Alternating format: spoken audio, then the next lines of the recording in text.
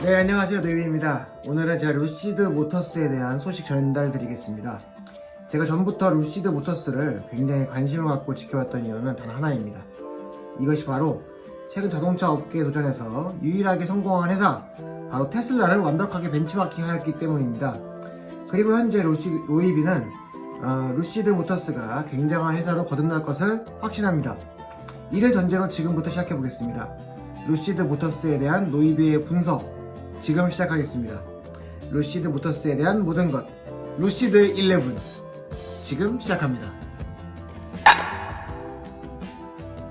루시드 모터스의 CEO 피터 로린슨, 외모가 일론 머스크와 어딘지 모르게 굉장히 닮았습니다. 뼛속까지 엔지니어인 피터 로린슨은 로터스와 제규어의 수석 엔지니어이기도 했고요. 특히 루시드에 합류하기 직전에는 테슬라에서 엔지니어링 부사장 겸 모델 S의 수석 엔지니어이기도 하였습니다. 사실상 모델 S를 만드는데 굉장히 큰 획을 그은 분이라고 할 수 있죠. 결과론일 수 있지만 어찌 보면 테슬라를 나와서 루시드 모터스의 CEO가 된 피터 로린슨이기 때문에 가능해 보이는 결정들이 있습니다. 그 중 하나가 바로 세단, 그것도 바로 대형 세단입니다. 처음 루시드 에어가 발표되고 얼마 안 되어 화제가 된 이 사진 한 장, 다들 아시죠? 이 사진 한 장이 그동안 전기차에 도전한 많은 신생 업체와 루시드 모터스는 전혀 다른 길을 걷고 있음을 암시했죠. 네, 맞습니다. 루시드 모터스는 대형 세단 만들 거라는 것입니다. 그냥 대형 세단이 아니라 럭셔리 대형 세단을 만든다는 것이죠. 하지만 아는 분은 다 압니다. 사실 첫 차를 럭셔리 대형 세단으로 만드는 전략은 테슬라가 이미 밟았던 길이기도 합니다. 테슬라 출신이 CEO인 회사답게 그 길은 그대로 따라가는 것처럼 보이기도 하는데요. 하지만 조금만 더 생각해보면 꼭 그렇지도 않습니다. 왜냐하면 테슬라의 첫 도전인 럭셔리 대형 세단 테슬라 모델 S, 아이러니하게도 그 가격만큼은 럭셔리하지 않았기 때문입니다. 그러니 루시드 모터스의 첫 작품 루시드 에어는 그보다는 잘 하겠죠. 이 회사의 첫 차가 대형 세단이라는 것은 무슨 의미가 있을까요? 지금부터 그 의미를 살펴보겠습니다. 첫째, 루시드가 아직 대량 생산을 못했다는 것을 인정한 것입니다. 신생기업은 절대로 대량 생산을 못합니다. 피터 로린스는 대량 생산으로 가는 과정이 얼마나 멀고 고단한지 누구보다 잘 알고 있을 것입니다. 왜? 테슬라를 봤으니까요. 물론 전기차 시대로의 전환은 신생업체에게 큰 기회이기도 하였습니다. 전기차 시대로 오면서 자동차는 무려 10,000개의 부품이 줄어들었습니다. 10,000개. 그러나 아직도 부품 수는 자동차 한 대당 12,000개. 당연히 모든 부품을 자체 수급할 수도 없고 자체 수급을 한다고 해도 차질이 없을 수 없습니다. 외부에서 부품을 공급받아도 안정적으로 이를 납품받는다는 보장 역시 없죠. 만약 부품이 단 하나라도 없거나 하자가 있으면 자동차는 생산될 수가 없습니다. 게다가 특히 배터리, 기성 자동차 회사 포함 너도나도 전기차를 만드는 이 대전기차 시대에서 신생업체가 안정적으로 배터리를 공급받는 것은 어찌 보면 굉장히 힘든 일이기도 합니다. 그래서 마땅히 만들어야 하는 게 바로 대형 세단입니다. 대형 세단은 상대적으로 판매 대수는 적습니다만 한 대당 이익은 매우 크죠. 잘 맞아떨어진다면 수요만큼은 원활하게 공급할 수 있고 수익도 안정적일 수 있겠죠. 둘째, 제값을 받고 모든 기술력을 선보일 수 있습니다. 루시드 에어의 가격은 현재 52,500달러부터 시작해서 10만 달러까지 예상하고 있습니다. 가격대가 무려 2배에 육박하고 있는데요. 가격 스펙트럼이 가격대별로 들어가는 옵션과 기능에 상당한 차이가 아마 있을 거예요. 10만 달러 모델은 벤츠 S클래스 상위 트림급을 지향하기 때문에 정말로 입이 떡 벌어질 겁니다. 그죠? 전기차나 신생기업이 갖고 있는 모든 선입견을 깨고자 노력을 할 것입니다. 루시드 에어를 처음 발표했을 때부터 화제가 된 뒷좌석은 이런 노력의 일환이라고 봅니다. 그리고 이 모든 것을 보여주려면 무조건 대형 세단이어야 합니다. 아직도 각 회사의 대형 세단은 아무리 SUV가 인기가 있어도 그 회사의 기술력이 간판이자 바로미터니까요. 가격에 대해 좀 더 언급해 봅시다. 위에서 언급하였듯이 루시드 에어의 가격은 52,500달러부터 10만 달러까지 굉장히 넓은 스펙트럼으로 퍼져 있는데요. 이 전략 무언가 낯이 익지 않습니까? 네, 바로 모델 S의 전략입니다. 실제로 루시드 에어의 예상 가격은 테슬라는 처음 모델 S를 출시하고 모델 3가 출시하기 전까지의 가격과 매우 흡사하게 책정되었습니다. 혹시 우리나라에 판매되지 않았던 테슬라 모델 S 60을 아시나요? 2017년에 단종된 싱글모터, 듀얼모터 아닙니다. 싱글모터 테슬라 모델 S60은 68,000달러였습니다. 당시의 배터리 가격을 생각하면 모델 S 치고는 굉장히 저렴한 가격이었죠. 당시 모델 S P100D의 퍼포먼스죠. P100D의 가격은 135,000달러입니다.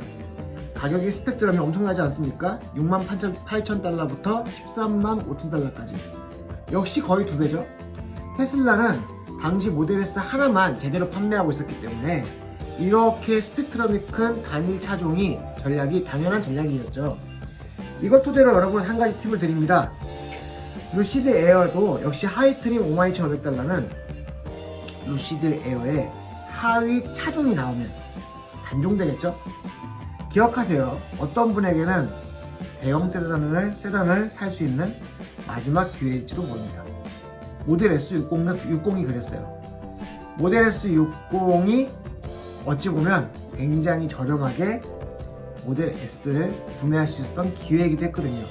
물론 주행거리도 짧고 이런 문제는 있겠지만요. 약간 다른 이야기지만 모델 3 스탠다드 레인지 플러스도 모델 3 하위 트림이 나오면 없어질걸요. 카니발리제이션은 막아야 되니까요. 이미 지금 모델 3의 하위 모델이 렌더링이 나오고 있습니다. 렌더링이 아니라 디자인 스케치죠. 여하튼 물론 루시드 에어의 모든 트림이 가격만큼의 모터 스펙과 모터 개수, 배터리 용량이 차이가 아마 있을 겁니다. 결국 어떤 트림이든 적절히 돈값을 할 겁니다. 그리고 출시 초기에는 아마 10만 달러 내외의 상위 트림부터 판매할 겁니다. 어차피 대량 생산 못한다니까요. 많이 팔리는 차보다 대당 수익이 큰 차를 판매할 거예요. 영상을 준비하는 중에 갑자기 발표된 사진. 네, 루시드 모터스의 SUV입니다. 차량의 크기를 보면 대형 세단인 루시드 에어의 플랫폼을 활용해서 만든 대형 SUV라고 보여지네요. 럭셔리한 대형 SUV에 대한 수요는 사실 정말 어마어마합니다. 특히 전기차에서는 테슬라 모델 X를 제외하고는 전혀 유일무이한데요.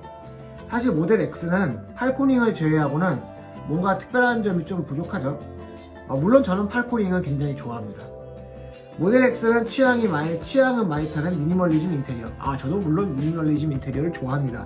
하지만 온 가족이 함께하기에는 안락함이 부족한 것도 사실이고, 솔직히 국산 대형 SUV의 인테리어를 차라리 차용했으면 할 정도라니까요. 사실 우리나라 차종은 차 트림에 비해서 인테리어가 너무 훌륭해서, 그러니 수요를 생각해도 루시드 모터스가 루시드 에어의 플랫폼을 활용해서 대형 SUV를 준비하는 것은 어찌 보면 정말 당연한 겁니다. 그리고 이는 이미 성공이 검증된 방법이에요. 테슬라 모델 X가 그랬으니까요. 그나저나 디자인 정말 좋네요. 루시드는 루시드만의 디자인 룩을 벌써 출시도 하기 전에 수립한 것 같습니다. 그래서 준비했습니다. 루시드 모터스의 디자이너, 바로 데릭 젠킨스. 이분은 사실 엄청나게 대단한 분입니다. 아우디에서 8년간 근무하면서 수석 디자이너로 근무하기도 했고요. 특히 2002년 아우디 A8의 익스테리어 디자이너이기도 했습니다. 그러다가 북미 폭스바겐에서 9년간 수석 디자이너로 근무했었고, 또 루시드 모터스 입사 전에는 북미 마츠다에서 근무하기도 했습니다. 그의 작품 중 하나인 마츠다 시나리 컨셉 어떠십니까? 멋있나요? 근데 마츠다? 노이비가 소름 돋는 게 바로 이거였어요.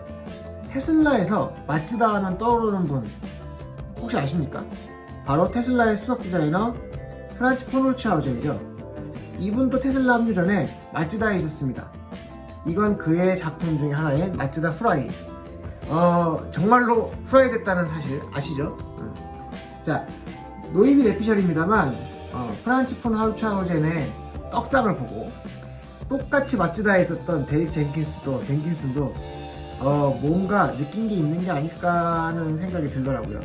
그도 그런 게 데릭은 자신이 루시드 모터스에 합류하게 된 이유를 직접 밝힌 적이 있습니다. 인터뷰 내용은 간단하게 그냥 전기차가 미래라서 그래서 갔음 뭐 이런 건데요. 어쩌면 마츠다에 있으면서 자동차 산업에 몸담은 자신에게도 전기차에 미래가 있을 것 같다 라고 판단한 게 아닐까. 그쵸? 지금까지 봤을 때는 데릭의 선택은 나쁘지 않았던 것 같습니다. 6번째, 루시드 에어의 스펙. 현재까지 알려진 루시드 에어는 EPA 기준 500마일 주행거리, 무려 800km 이상의 주행거리를 달성하였습니다. 배터리 용량은 무려 125에서 130kWh에 예상하고 있는데요. 게다가 900V라는 다소 낯설고 엄청 빠른 충전 속도를 자랑하고 있습니다. 보통의 경우에 고속 충전이라고 하면 리막의 기술을 차용해서 800V 정도로, 포르쉐도 그랬고요, 현대도 그렇죠. 그런데 900V 다소 낯선데 저는 이래서 좀 느낌이 드는 게 이거 독자 기술이다 이 생각은 좀 들었어요. 배터리는 LG화학의 21700 규격 원통형 배터리를 공급받는다고 합니다. LG화학 21700 원통형 배터리는 테슬라 모델 3 탑재한 규격과 같습니다. 최고속도 리미트를 풀어버렸더니 시속 378km를 주파하였다고 하는데요. 제로 투 60 마일 퍼 아워는 2.5초 1000마력에 달하는 출력을 발휘한다고 합니다. 공기저항 계수는 0.21, 참고로 모델 S는 0.23인데요. 낮을수록 저항이 낮은 거죠. 대단합니다. 루시드 모터스에 따르면 차의 외관 크기는 벤츠 E클래스 정도지만 차 내부는 벤츠 S클래스 정도의 공간을 확보하였다고 합니다. 넓은 실내는 처음부터 일관되었던 루시드 에어의 개발 방향과 일치하나요? 루프 전체는 테슬라를 따라, 최근의 트렌드처럼 전체 유리로 되어 있고 전면의 대형 스크린은 정말 아름답기 그지없습니다. 추가 자세한 내용은 이제 곧 있을 9월 9일 발표에서 공개될 것입니다. 여러분이 이 영상을 보실 때가 9월 9일 이전일지 이후일지는 모르겠지만 아마 루시드 모터스에게 이 9월 9일은 정말 엄청난 날로 기억될 거예요. 처음으로 루시드 에어의 양산형 버전을 공식으로 발표하는 날입니다. 사실 이미 너무 많은 정보가 공개되어서 그동안에 공개된 내용이 양산형은 아니었으니까 뭐 그래도 좀 그렇지만 이렇게 구현될 거다라고 말하는 것과 구현되는 것을 직접 보여주는 건 전혀 다른 이야기죠. 그러니까 9월 9일은 주목할 만하다는 거죠. 9월 9일에 발표될 내용은 말 그대로 양산형이니 이때 발표하는 것은 한마디로 허풍이 아니라는 겁니다. 물론 출시 때까지는 또 모를 일이지만요. 사실 이번 9월 9일 루시드 모터스의 발표에서 노예비가 관심을 갖고 볼 중요한 포인트를 정리해봤는데요. 이는 다음과 같습니다. 첫 번째, 출시 국가를 포함한 출고 일정. 두 번째, 주식 상장 여부. 저는 이거 좀 관심 많아요. 세 번째, 자율주행 성능 시험. 네 번째, SUV 추가 발표를 이때 할까? 다섯 번째, 루시드 에어 옵션별 가격 정보. 여러분, 옵션별 가격 정보는 공개될 겁니다. 자, 근데 우리나라는 출시할까요? 네, 결론부터 말씀드리면 한국은 이번 9월 9일 발표 이후에 예약 국가로 발표된다는 이야기가 있습니다. 저는 그거 말고는 드릴 수 있는 말씀이 없습니다. 티어2 여기까지. 근데 아직 멀었다고 보면 됩니다. 테슬라 모델 3 예약을 잊지 않으셨죠? 그러니까 나는 기다렸다가 루시드 에어 사야지 뭐 이러지는 마요. 살이 생겨요. 건강에 좋지 않습니다. 사실 루시드와 우리나라는 관련이 많아요. 배터리 공급 라인도 LG화학이지만 이와 별개로 루시드 모터스에 은근히 한국 사람들이 많이 일하고 있어요. 사실 제가 그래서 좀 많이 좀 접하게 된 내용도 있는데요. 나중에 기회가 되면 또 언급하도록 하겠습니다. 내년 4월부터 배송 계획이라고 합니다. 물론 미국 얘기죠. 참고로 현재 예약을 받는 나라는 주로 북미와 유럽, 중동 지역에 한정되어 있습니다. 중동 지역에 좀 오해하실 수 있는데 그러니까 중동에서 좀 이렇게 돈을 많이 땡겨간다 봐. 중국은 예약 안 받습니다. 이것도 좀 오해죠. 테슬라의 오토파일럿에 대응하는 자율주행 기술은 필수죠. 꼭 루시드 모터스뿐만 아니라 다른 자동차에서도 이는 마찬가지입니다. 루시드의 자율주행 브랜드는 바로 루시드 드림 드라이브. 자, 센서의 수가 어마어마합니다. 그 수가 무려 32개. 운전자 모니터링 시스템도 갖추고 있습니다. 운전자가 졸면 경고도 한다고 합니다. 라이다도 고해상도로 탑재된다고 하는데 정말인지 궁금하기도 하고요. 사실 이게 저는 좀 의아한 게 라이더 탑재가 거짓말이라는 게 아니고 이 고해상도라는 게 얼마만큼의 고해상도인가. 예를 들면 진짜 고해상도 라이더는 정말 비싸요. 차 가격과 비교가 안 된다니까요. 양산형 버전에 갑자기 큼지막한 라이더가 붙어있지는 않을 거 아닙니까? 근데 붙어있지 않는데 고해상도야? 그럼 이거 저해상도란 거거든? 저해상도 라이더로도 설마 자율주행이 가능하다면 웨이모 싸대기 날리는 거 아니겠습니까? 그쵸?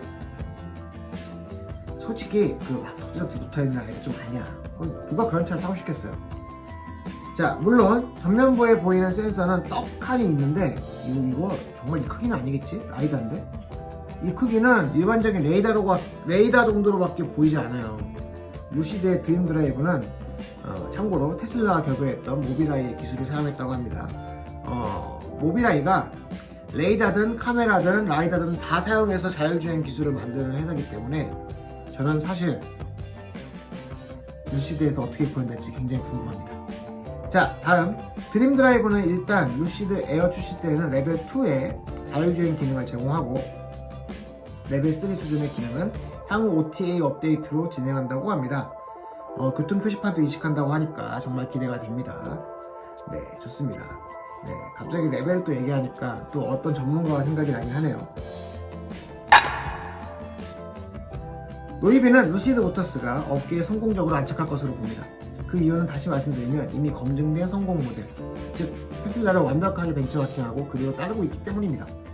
대형 세단 그리고 대형 SUV 계획 그리고 출시 전에 제품 발표 후 확대될 계약금 수금 이제 시작할 겁니다. 계약금 수금을 9월 9일 발표와는 별개로 노이비는 머지않아서 루시드 모터스의 주식 성장도 당연히 이어질 거라고 생각을 합니다. 그 어려운 실제 양산 모델 개발 완료와 함께 자율주행 기술을 개발했죠. 또 차를 생산한 애리조나 공장도 이미 확보했어요. 루시드 모터스가 성공할 것으로 예상되는 근거예요. 그리고 이게 캘리포니아야, 군사가. 중요한 것, 저는 이러한 과정에서 루시드가 테슬라와 같은 팬덤까지도 확보했다고 생각을 합니다. 이거 굉장히 중요한데요. 루시드는 이미 테슬라와 같은 팬덤을 확보했어요. 다른 자동차 회사와는 달리 루시드 모터스는 이미 많은 팬을 확보했습니다. 개인적으로 몇 년 전부터 굉장히 의아했던 것이 있어요. 객관적으로 안정된 회사에 취직할 수 있는 젊은이들이 왜 루시드를 선택할까? 지난 몇 년간 저는 정말 의아했거든요. 이제 좀 알 것 같아요. 루시드에 굉장히 많은 인재들이 하고 있습니다. 저희 채널 아티스트 언급했던 노이비는 이미 전부터 테슬라, 폭스바겐, 현대, 루시드 이렇게 4개의 회사를 앞으로 세계 전기차를 이끌 회사로 보고 있어요. 여러분 생각은 어떠신가요? 그리고 루시드는 과연 이 정글 같은 자동차 시장에서 잘 안착할 수 있을까요? 여러분들의 의견이 필요합니다. 댓글과 많은 의견 부탁드립니다. 노이비는 된다고 생각합니다. 감사합니다. 이상 노이비였습니다.